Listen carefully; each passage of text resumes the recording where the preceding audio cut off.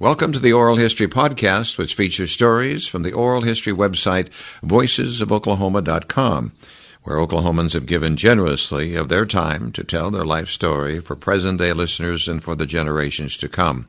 Our entire collection is available at voicesofoklahoma.com. By subscribing to our podcast, you will be notified of new Oklahoma oral history podcasts. So now listen to another interesting storyteller from voicesofoklahoma.com.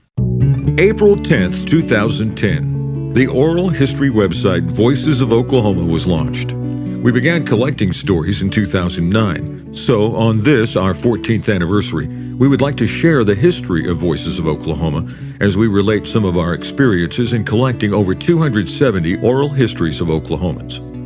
We will talk about how the concept originated, the many places we have visited for these recordings, and what we have learned. That teachers make a difference, that the gifts of talented artists are apparent at a very early age, and there are defining moments in all our lives, some more dramatic than others. We also want to give credit to those behind the scenes who have made this project successful.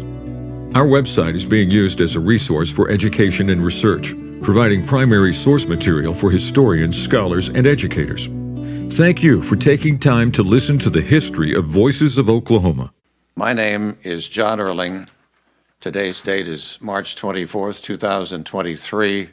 On April 10th of this year, 2023, we will be entering our 15th year of recording many very interesting Oklahomans, their oral histories. It's fun to hear their voices.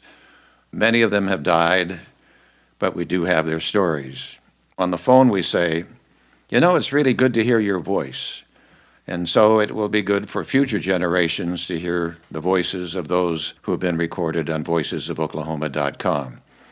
So at this point in time in the history of our project, I thought it would be interesting to talk about the backstories to all these stories, some of my experiences reflecting on this journey. What have I learned? And so for the record, I have asked the longtime broadcaster, Dick Schmitz, to come in and help me tell this story.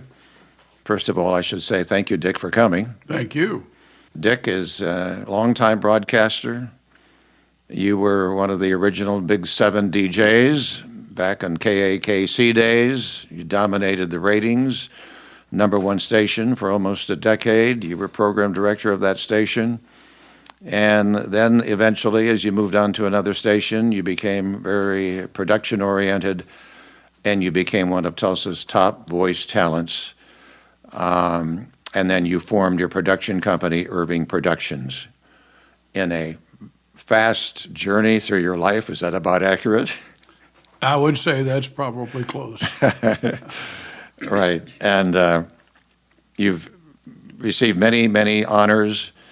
Ad Club with their highest honor, the Silver Addy in '72, the Ad Club's Lifetime Award, Tulsa Press Club Radio Icon. I'm actually skimming some of this. And then both of us are members of the Oklahoma Association of Broadcasters Hall of Fame. I'm afraid you weren't going to mention that, but I wanted to say you were just as much in there as I was, or maybe more. No, and so it's my honor to have you here. But you did voices for many famous commercials, and we'll just zero in on one, was Otasco. Yeah, exactly. And what did Otasco stand for? Oklahoma Tire and Supply. Right. And how did that commercial end?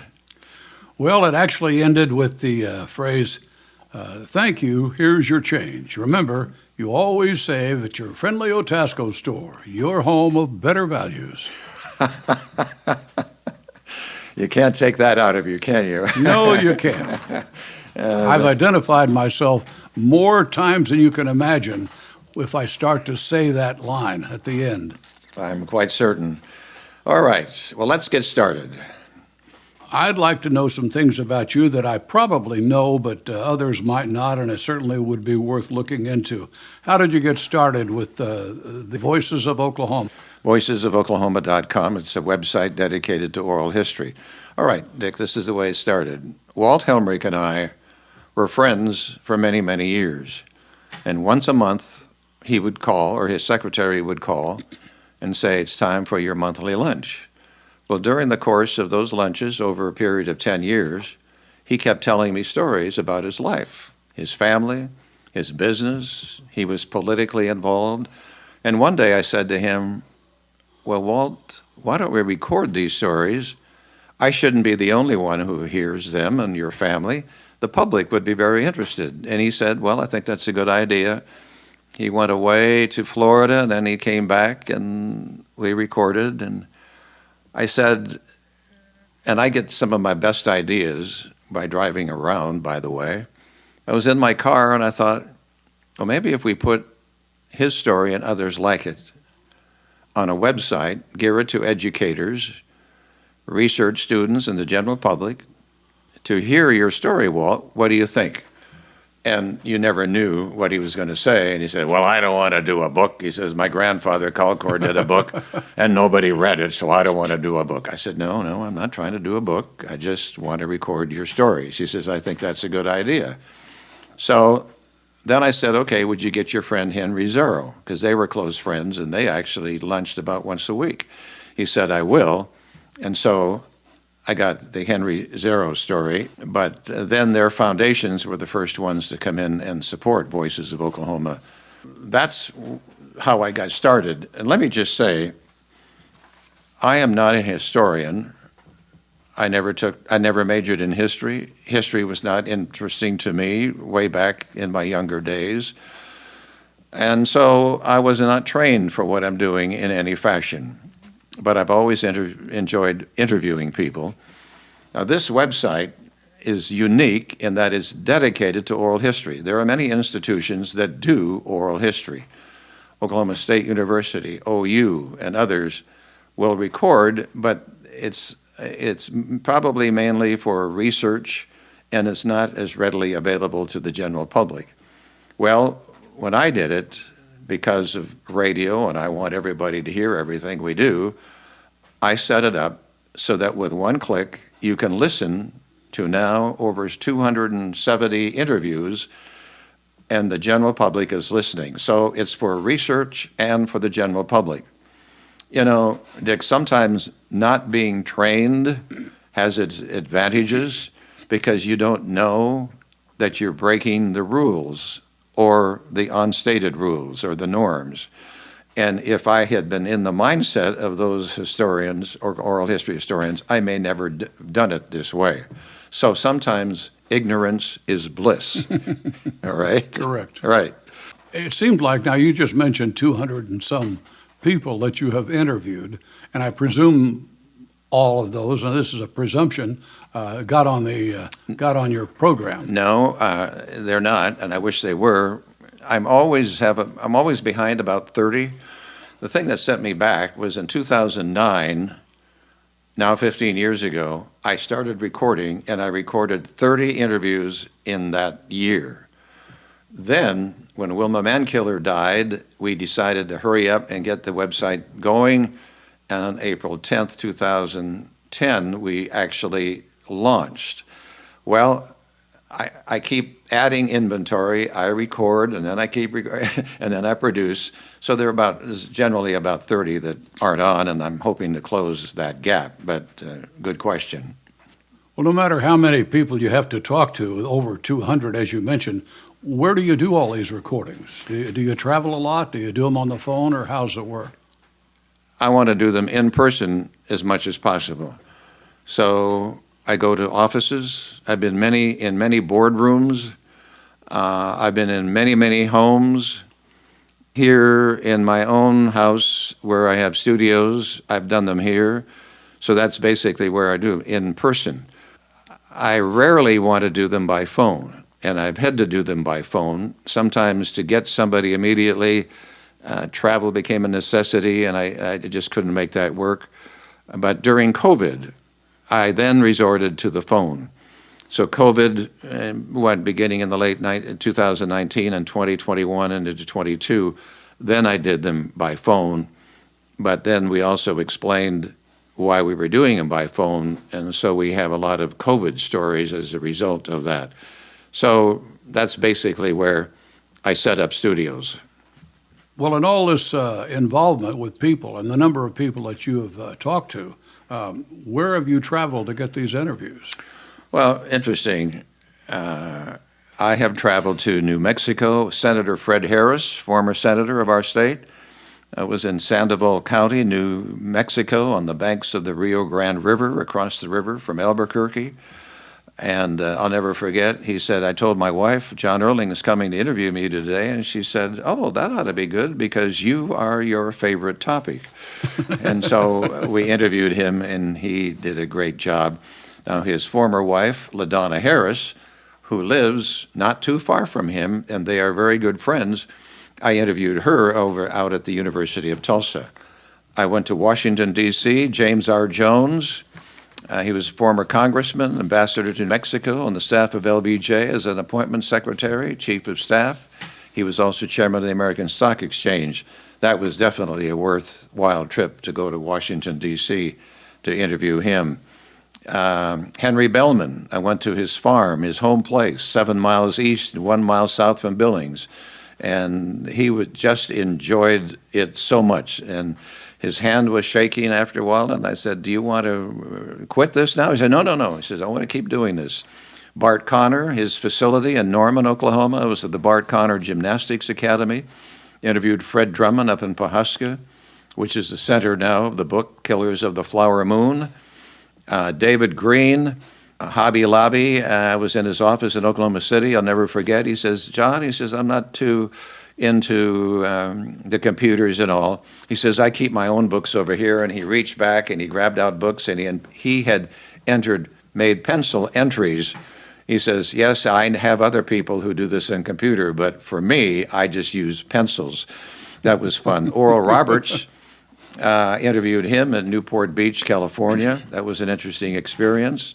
Thomas Gene Gilcrease, the grandson of Thomas Gilcrease Sr., Nacogdoches, Texas, between Houston and Dallas. Chope Phillips, son of Wade Phillips, Elliott in Virginia. They're dear people. Chope means shorty in Spanish, by the way. Went to Amarillo, Texas, in their office. Curly Lewis, he played fiddle, as we say, for Bob Wills and all on the stage of Crane's Ballroom. Scott Momaday, poet, artist, storyteller, teacher, novelist. Went to his condominium in Santa Fe, New Mexico, on the north side of the city. George Nye, interviewed him at Grand Lake. He was a big Grand Laker and promoted that. We did that at Cherokee Yacht Club. And then finally, one of interest, Lloyd Noble. We all know of the Lloyd Noble Center on the OU campus. Well, I interviewed his daughter, Ann Noble Brown. She was going to fly to Colorado for an extended stay. So two people from that foundation joined her, and they flew to the Will Rogers Airport. I met them there. Then I got on the plane with them, and we flew to Gunnison, Colorado, and actually did the interview there. And then, of course, back all in the same day. And Lloyd Noble was very influential at OU in hiring a very young Bud Wilkinson. So those are some of the places that I have ventured in my travels for Voices of Oklahoma. There must be some stories behind those stories, and I'm not sure that you covered those at that point, but if you've got some thoughts about how you did it and the stories behind stories, that's got to be an interesting aspect of what you've done. Yeah, it is. And there are surprises, too, along the way. Marion Opala, he was the Chief Justice of our Supreme Court. I interviewed him in 2010, and he was 89 years old, and he was looking forward to his 90th birthday, and he died 4 days after the interview. Oh, my. And his accent is so pure and so wonderful. You know, he came out of Poland when the Germans invaded in 1939, Lodz, Poland. He was there, worked for the British, and we have his story. And so that was a major surprise to have him die. Now, remember John Williams of the Williams Company? Oh, sure. He was such a big, intimidating guy, really, in a way. You probably were around him. Well, I was fearful of him. And Walt Helmrich actually put me onto that story. And when I called him, he said, yeah, I can do this. He says, but don't ask for any money. Well, I didn't ask him for any money. And wouldn't have. And wouldn't have, right. Well, it turned out he couldn't have been nicer. And when we finished the whole interview, he said, well, sit down. He says, let's just visit. And he showed me his office and so forth. So this guy who had done did so much for our community, was just a nice, sweet man. So that probably was a surprise. Now here's a big surprise. I interviewed Bill Warren of St. Francis Hospital. We talked about his father coming to Tulsa and all. And Bill stands up at the end of the recording and he says, so what are your financial needs?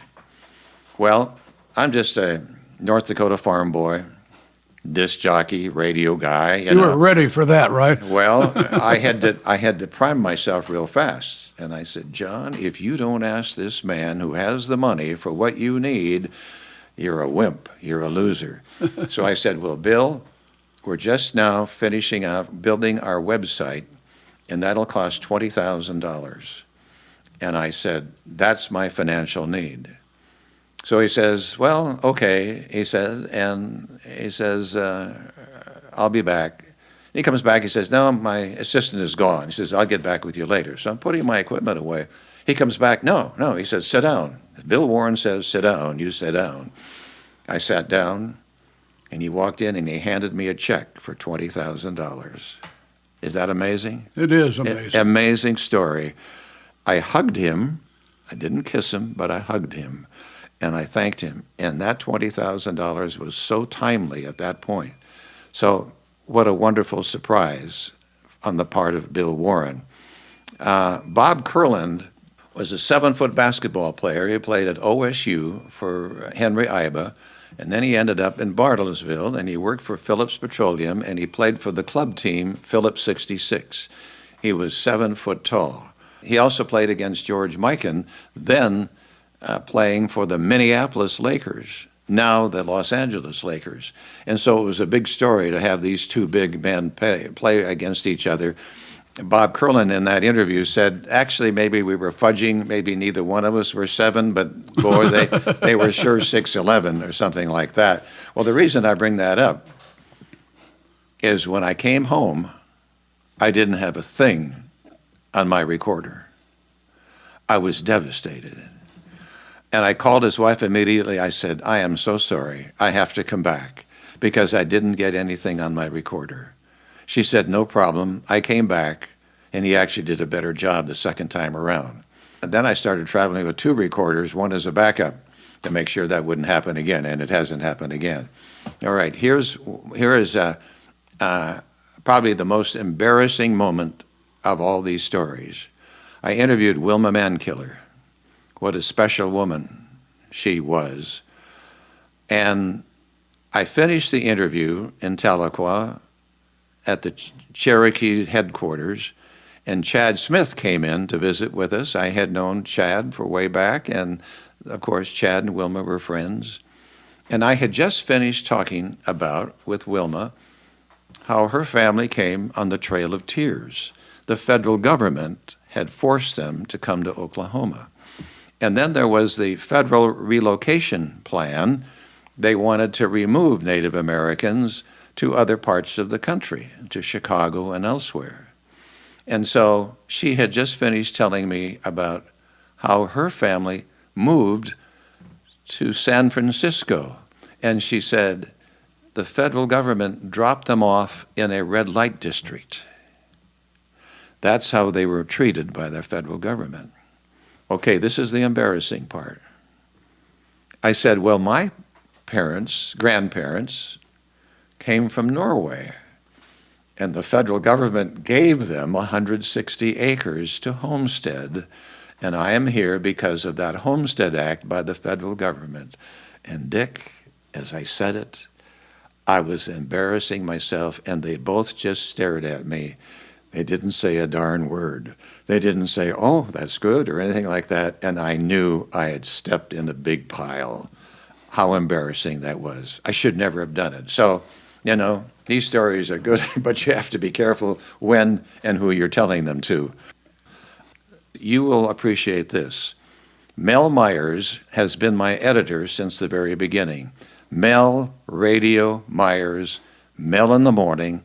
He was in KMOD, Z104.5, Star 103, and most recently on The Drive at 92.9. His passion for music, is a musician himself, and, like you, a production voice of several accounts in Tulsa. Still is doing that, by the way. There aren't many people who can reprimand me without me fighting back. And he'll say, well, you were in a room and sounded hollow, or there was a buzz in the room and you shouldn't have done that, or whatever. Well, all I say is, yes, sir, Mel, you are right. And he has rescued, through technology, many of my interviews. When volumes were low, he was able to increase the volume. He saved many, many in interview. So Mel, you listen to this, I'm very grateful to you. I've told you many times how grateful I am. And then he helped me with the editing of it as well. Can hand it off to him, who wasn't there, and then he did the editing. So as much as credit as we get in public, behind the scenes is the basement. A key to the whole Oh, thing. there's no question about that. So I just needed to share that. That's all right. wonderful. Wonderful idea. Wonderful thought that you recall all that and be able to pass it on to other people who might really be interested in that idea and Right. what was done. Right. Have you learned anything specific from this? I mean, is there some one particular thing that has triggered your thoughts about things? Well, I feel like I've had a 15-year crash course in Oklahoma history. And certainly there are historians out there who have dedicated their life to document the history of Oklahoma no more than I do, but I sure know a lot of stories. I look at it like this, like I'm a drone overlooking these stories, looking down, viewing these stories. I think maybe they call that anthropology, the study of humanity, the study of human behavior, anthropology. That's what they do. And so, yes, you can see a path, a line, if you will, on how their lives played out, with some with a specific talent at birth. Others found their way, and the connections they made unknowing to them, but in looking back, it made sense. What I have learned is that teachers make a difference. Clayton Vaughn, who's no longer with us, who actually interviewed me for voicesofoklahoma.com, and you hired him out of Cushing. Well, it was a local radio station looking for someone to help them on the weekends, and the station asked the speech teacher if she knew of a candidate. And in that moment, she went to Clayton. And now you know how he became a newscaster at 6 and 10 on Channel 6. But you were the one instrumental to bringing him to Tulsa. Yeah, thank you for that credit. Right. Thank you very much. Bart Connor, the gymnast, there was a teacher by the name of Les Land, and he said, Bart, I think you have some potential to do something in gymnastics. Bart, of course, is an Olympic gold medalist. And he said, I walked into that gymnasium and I knew in an instant, this is where I belong. But it was a teacher who did that. Guy Logston, an expert on Woody Guthrie, Western music, and a musician, gives credit to Arthur D. Harrison, a teacher in Ada, who he says is the greatest teacher he ever had, taught him grammar, encouraged him to write. So teachers listening, not that you needed to have validated anymore, but you do make a difference. Alex Adwan, editorial writer for the Tulsa World. Miss Bessie Lee Harris, interested him in politics. And then his grandmother had a poem and published in the Mod newspaper, and that's how he started getting into writing, and he became a member of the Oklahoma Journalism Hall of Fame. And one more, Frosty Troy, founding editor of the Oklahoma Observer, Tulsa Tribune. He worked, had his commentaries on KRMG, and he was influenced by a Catholic nun, Frosty Troy. So those are teachers who are influential. That's what I have learned. Also, generally speaking, artistic gifts are apparent at a very early age. The noted artist Charles Banks Wilson, he painted our murals in our state capitol. He drew Will Rogers from life, and he also drew Robert Taft, the former Senator Robert Taft, from life. And he said, I was drawing when I was tall enough to reach under the table and draw. That's when the writing, the artistic ability began for him. Wanda Jackson was known as Rockabilly Queen, born in Maud, Oklahoma. She was 4 years old when her father bought her a guitar, 4 years old. Jay O'Malia, whose artwork, painting, work, sculptures, seen in galleries, Smithsonian, National Academy of Design. He said, when I was in the 3rd grade, I remember the nuns would call my mother and said, well, your boy is hard to handle because he doesn't follow classes too well. He's always sitting there drawing pictures. And then Jana Jay joined Buck Owens, known for her blue violin. At 2.5 years old, they put a violin in her hands, and she began to make sense on it, and I wouldn't have been able to do that. John Brooks Walton, well-known architect, published many books about mansions. He said he was 3 or 4 years old when he knew that's what he wanted to do. So when I cite these examples, I think it's important for all of us, if we notice something in a young child and an interest, say, wow, maybe they're interested in that. We need to encourage them as much as possible. Now, I'm going to blab on one more time here, Dick. There are defining moments in all of our lives when something happened either to change the course of our history or add to it to extend the journey we're on. Defining moments. Quik-Trip. Bert Holmes meets Chester Cadjo on the sidewalk in Tulsa. I said, and Bert was looking for investors. I said, Bert, if you hadn't met Chester Cadjo on that day, would you have thought to go to him? He says, no. It was just spur of the moment. A defining moment for Chester Cadjo and now his family. Billy Parker was working at Quik-Trip when he heard an ad on KFMJ saying they were looking for someone to join their staff. He dropped the mop, got in his car, and drove out to the radio station. And that changed his entire life. The real estate man, John Housen, was in the Korean conflict. Staff sergeant, he was leading his squad on a path. And he happened to step off the path. And those who didn't were blown up by a bomb. A defining moment for him. Betty Boyd, TV personality, Channel 6 and 8. Her defining moment came when she was asked to audition for Channel 6 because she had been a spokesperson for the March of Dimes. They said, would you come in and just audition for us? Well, we know what a personality she became and went on to be elected to our state legislature. Tommy Allsup, the story of Flips a Coin with Richie Valens on the Buddy Holly tour. And flips a coin, and he doesn't fly on that plane that crashed. That was his absolute defining moment. So those are pretty dramatic. For many of us, they're not as dramatic as that, but as I'm in this drone looking down on all these stories, that's what I have. Incredible highlights of your involvement, really. Yeah. Did you get any turndowns or conflicts or simply non-approval of doing this interview? Good question. I have chased a couple of people. One died recently. But for the most part, I would say 99% of them have been very willing. Dick, it helped me enormously to have been on the radio because people knew me here and in Oklahoma City. How long were you on the air?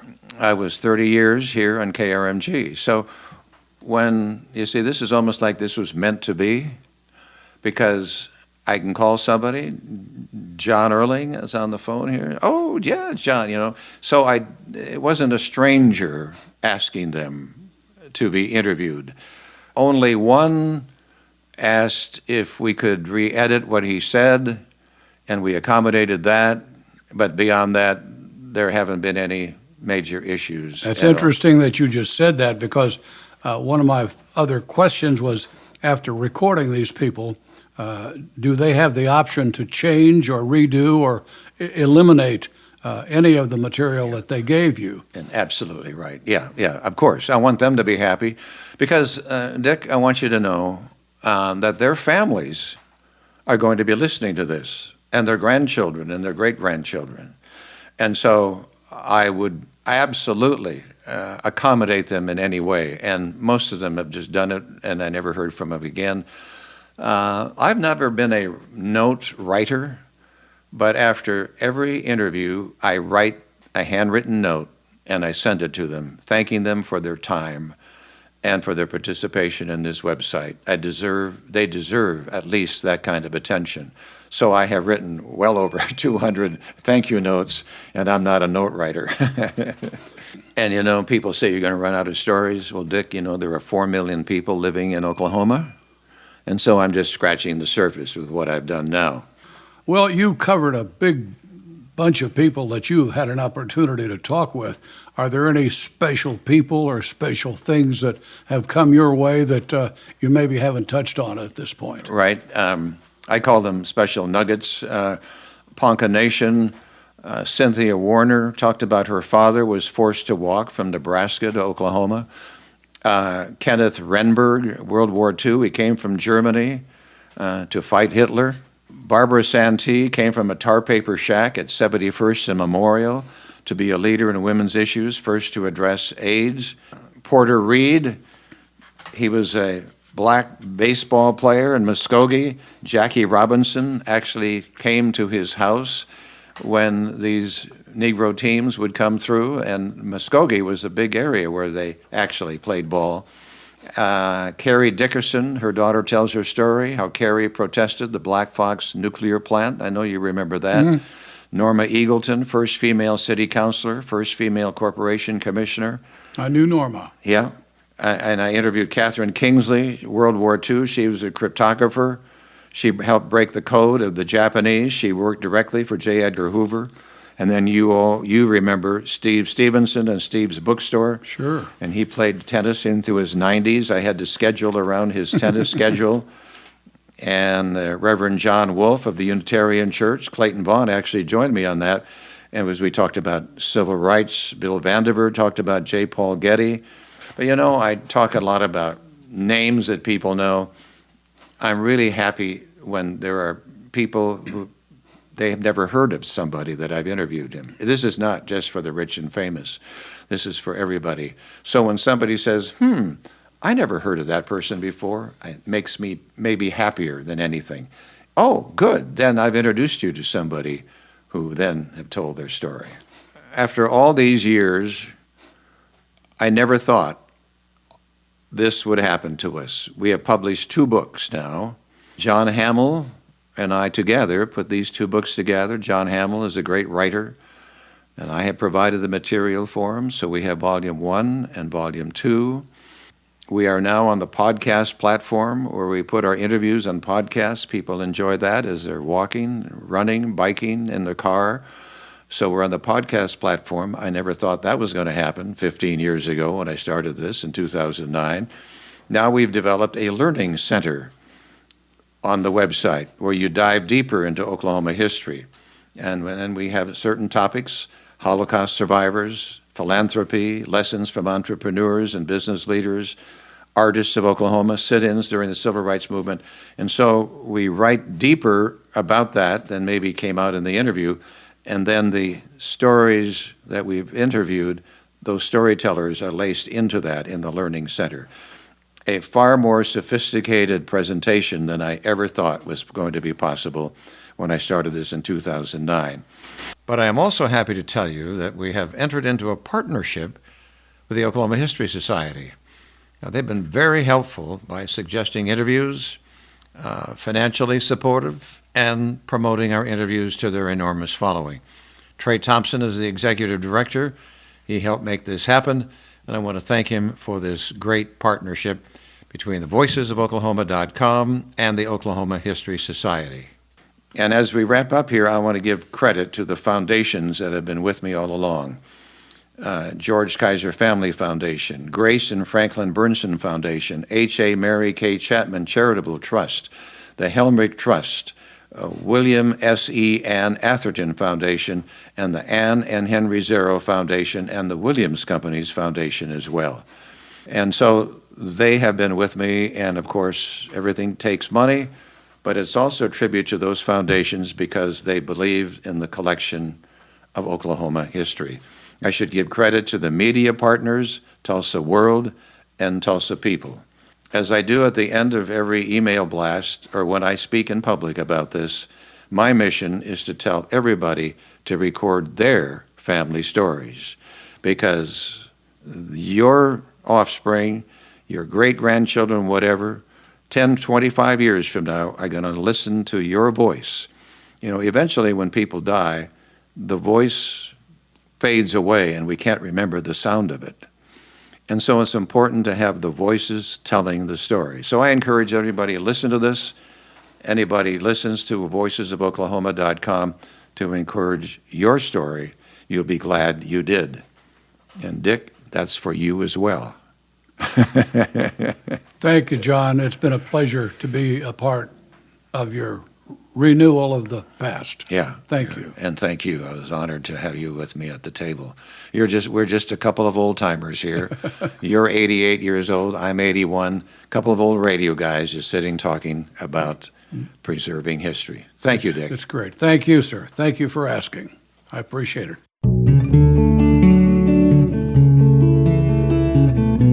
Thank you for listening to our history of Voices of Oklahoma. You're invited to visit our website, which is filled with many interesting stories told by Oklahomans. As we enter our 15th year of preserving history, we encourage you to share this website with your friends and family. It's an entertaining way to learn about our great people. Preserving Oklahoma's legacy, one voice at a time. VoicesOfOklahoma.com.